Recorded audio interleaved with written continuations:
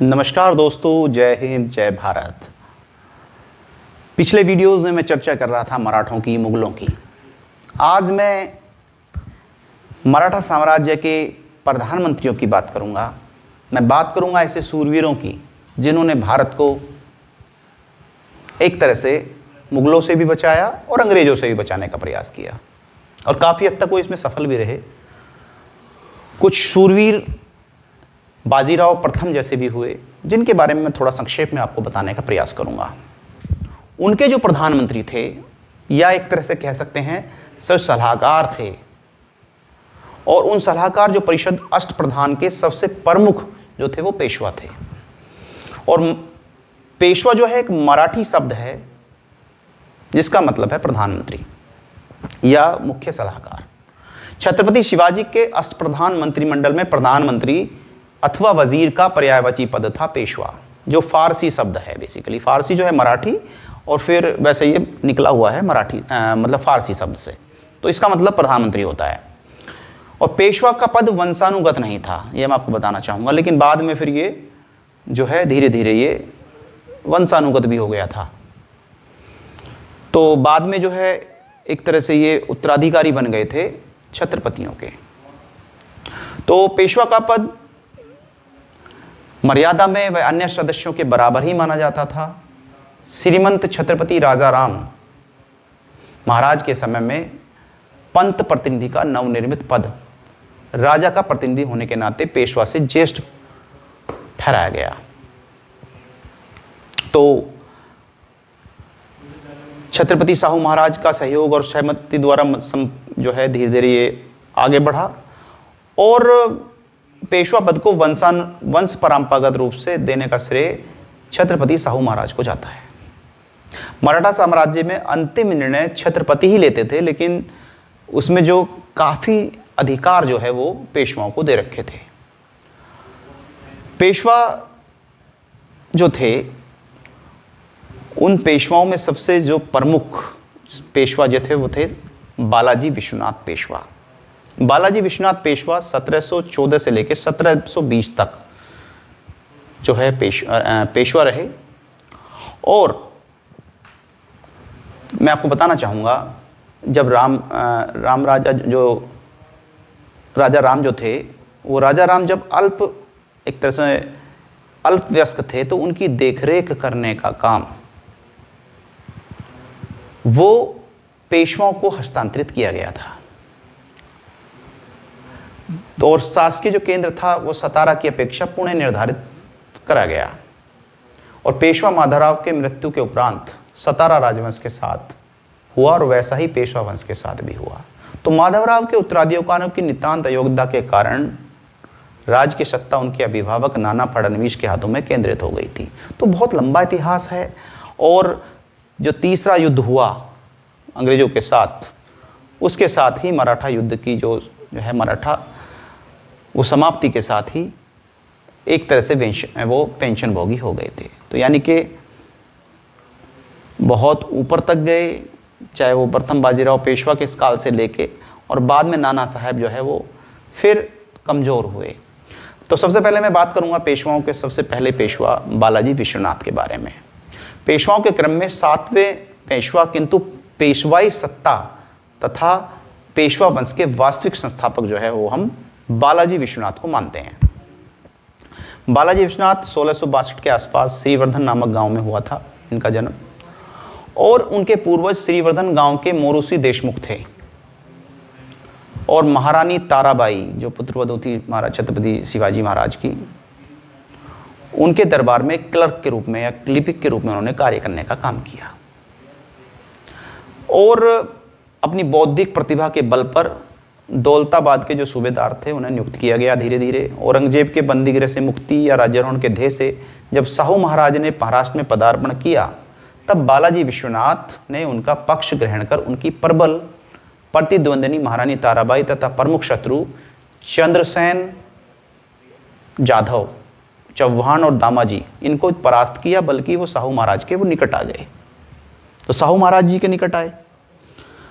और छत्रपति साहू महाराज ने 1713 में बालाजी विश्वनाथ को अपना पेशवा नियुक्त किया था। तो मैं बात कर रहा हूँ सबसे पहले बालाजी विश्वनाथ की। और 1713 में उनको जो है पेशवा नियुक्त किया गया साहूजी महाराज के दरबार में। और बालाजी विश्वनाथ की जो पत्नी थी उनका नाम राधाबाई था और उनके 2 पुत्र व 2 कन्याएं थीं। पुत्र पुत्रियों के नाम बाजीराव, जो उनके पश्चात पेशवा भी बने, चिमनाजी अप्पा, और 2 पुत्रियां नाम जो है उनका व्यूभाई और अनुबाई साहिब, वो 2 उनके पुत्रियां थी। तो उसके बाद उनके पुत्र बाजीराव प्रथम मात्र 20 वर्ष की अवस्था में जो है दूसरे पेशवा बने।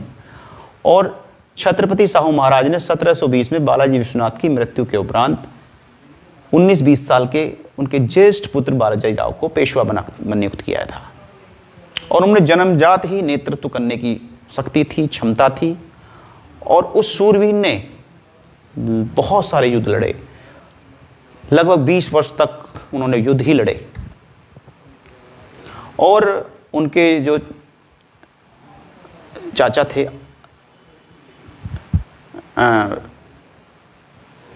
यानी कि उनके मतलब उनके छोटे भाई जो थे, उनके मतलब पिता के मतलब ये 2 भाई थे, और इनके जो छोटे भाई थे चिन्नाजी अनप्पा, उनके साथ इन्होंने जो है काफ़ी लड़ाइयाँ लड़ी। अगर हम बात करें इनके इतिहास की तो मालवार कर्नाटक पर विजय प्राप्त करी, निजामुल हक को इन्होंने 1727 में हराया, फिर उसके बाद दया बहादुर को भी हराया, बंगस खान को हराया, त्र्यंबक राव को हराया, भोपाल में फिर से निज़ाम को पराजय दी। 1739 में उन्होंने नासिरगंज पर भी विजय प्राप्त की। तो इस तरह से बहुत ही बड़ा इतिहास रहा और लगभग 20 वर्ष तक उन्होंने जितने भी युद्ध लड़े उसमें एक में भी पराजय नहीं मिली। और उसके बाद उनके जो बड़े पुत्र थे बाजीराव के, यानी कि उनके बाद उनकी मृत्यु अल्पायु में हो गई थी इनके, यानी कि बाजीराव प्रथम की। उसके बाद उनके पुत्र बालाजी बाजीराव को जो है पेशवा बनाया गया। और अपने पिता से वो लेकिन थोड़ा अलग प्रकृति के थे। वे दक्ष शासक तथा कुशल कूटनीतिक तो थे, लेकिन सुसंस्कृत और मृदुभाषी तथा लोकप्रिय होते हुए भी वे दृढ़ निश्चय नहीं थे। तो उनके आलसी और वैभव प्रिय स्वभाव का मराठा शासन तथा मराठा संघ पर प्रभाव भी पड़ा। तो नाना साहब के जो पदासीन होने के, यानी कि बालाजी बाजीराव को नाना साहब भी कहते थे, साहू महाराज जो है रोगग्रस्त हो गए और आंतरिक विग्रह को प्रोत्साहन मिला। इन कुचक्रों से प्रभावित होकर छत्रपति साहू महाराज ने नाना साहब को पदच्युत कर दिया। और 1747 में उन्होंने जो है कि छत्रपति जो घराना था, यानी कि साहू महाराज जो बड़े दूरदर्शी थे ऐसा माना जाता है। और उन्हें ये जानकारी भी हो गई थी कि उनके जो छत्रपति घराने में ऐसा कोई जो साम्राज्य नहीं है जो संभाल सके, तो मराठी जनता को गुलामी न सहनी पड़े और उनके पूर्वजों का बलिदान व्यर्थ न हो, तो नाना साहब को आज्ञा पत्र दिया और साहू महाराज के पश्चात छत्रपति को नामधारी शासक बना के उनके अधीन रहकर पेशवा राज्य संभालें, ऐसा उन्होंने लिख दिया। यानी कि वो बड़े साहू महाराज बड़े भविष्य दृष्टा थे। तो उन्होंने एक तरह से पेशवाओं को राज्य करने की आज्ञा दी, मतलब लेकिन उनमें बस सहमति थी। और 15 दिसंबर 1749 में साहू महाराज की मृत्यु के बाद राज्य की सत्ता पेशवा के हाथों में केंद्रित हो गई। सतारा की सत्ता नामधारी होकर पुनः शासन केंद्र बन गया। मतलब मराठा साम्राज्य की राजधानी सतारा परंतु कार्यकारी केंद्र पुणे हो गया, ये व्यवस्था हो गई। तो उसके बाद नाना साहब की सैनिक विजयों का अधिकांश श्रेय पेशवा के चचेरे भाई सदाशिव राव भाऊ को गया। और इस काल में मुगलों की से मालवा प्राप्त हुआ। फिर उन्होंने जो है पश्चिम कर्नाटक पे आक्रमण किए। तो इस तरह से धीरे धीरे मराठे जो है मजबूत होते गए। उसके बाद फिर माधवराव प्रथम जो है बालाजी बाजीराव के ज्येष्ठ पुत्र माधवराव ने 16 वर्ष की अल्पावस्था में पेशवा पद जो है ग्रहण किया था और 27 वर्ष की आयु में ही वह दिवंगत हो गए थे। पानीपत की पराजय के मर्मांतक आघात से पीड़ित महाराष्ट्र में माधवराव ने के 11 वर्ष के शासन में 2 वर्ष गृह युद्ध चला और अंतिम वर्ष यक्ष्मा के घातक रोग से में व्यतीत किए। धीरे धीरे मराठा कमज़ोर होने की कगार पर आ गए। पानीपत का युद्ध इसके लिए जो है बहुत जिम्मेदार है। माधवराव के पदासीन होने, उनकी अल्पावस्था से लाभ उठाने के लिए निजाम ने महाराष्ट्र पर आक्रमण किया। माधव के महत्वाकांक्षी किंतु स्वार्थी चाचा रघुनाथ ने अपने भतीजे को अधीन रखने के ध्येय से मराठों के परम शत्रु निजाम से गठबंधन कर लिया और फिर मराठों में आपस में जो है विवाद होता गया। माधवराव के निसंतान होने के कारण उनकी मृत्यु पर उनका अनुज नारायण राव पेशवा घोषित किया गया, लेकिन वह बहुत विलासी था। उसके बाद पेशवा बालाजी बाजीराव का अनुज रघुनाथ राव महत्वाकांक्षी तथा साहसी था, किंतु साथ ही स्वार्थी भी था और लालची भी था। वो जो है वो शासक बना, यानी कि 1784 में 1784 तक वो जो है रहा और उसने भी कई युद्ध लड़े। फिर उसके बाद नारायण राव की हत्या के बाद राघवन ने अपने को पेशवा घोषित करने में सफल हुआ, किंतु तत्काल ही नारायण राय की विधवा के पुत्र होने जाने के पर जनमत के सहयोग से नाना फडणवीस ने राघोबा को पदच्युत करके जो है बालक माधवराव को पदासीन किया। फिर इसके बाद चिमनाजी अप्पा भी बने। माधवराव द्वितीय की आकस्मिक मृत्यु के बाद महाराष्ट्र में व्यवस्था तीव्रतर हो गई, तो 7 महीने तक उत्तराधिकारी का प्रश्न ही समस्या का वो बना रहा। तो फिर नाना ने बाजीराव के अनुज चिमनाजी अप्पा को जो है फिर पेशवा बना दिया। फिर बाजीराव द्वितीय हुए। तो इस तरह से ये शासन चलता रहा। फिर नाना साहब द्वितीय। तो ये 1857 के जो स्वतंत्रता संग्राम था उसमें नाना साहेब द्वितीय जो है वो युद्ध लड़े। फिर धीरे धीरे अंग्रेजों ने इसमें स्थान ग्रहण किया और इस तरह से जो पेशवा थे वो कमज़ोर होते चले गए।